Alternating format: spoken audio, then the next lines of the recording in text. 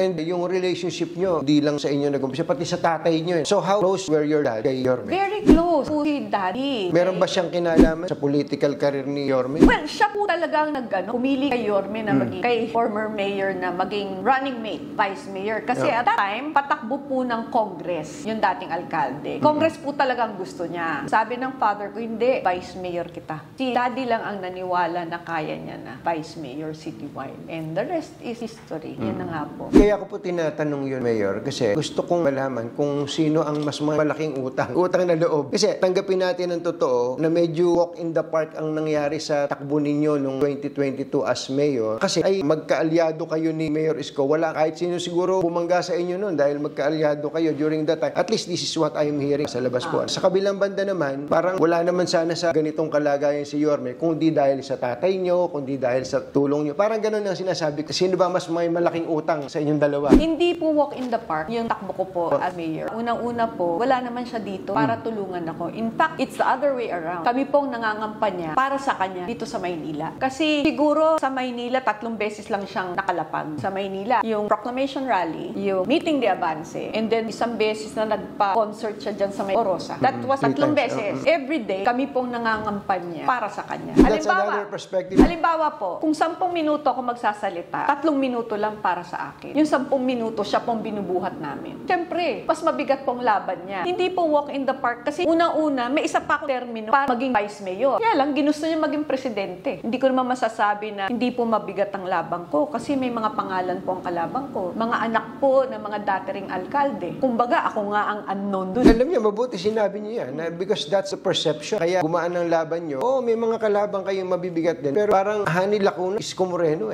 during that time. Hindi po. Sariling sikap yan. Pinagtrabahuhan ko po yan.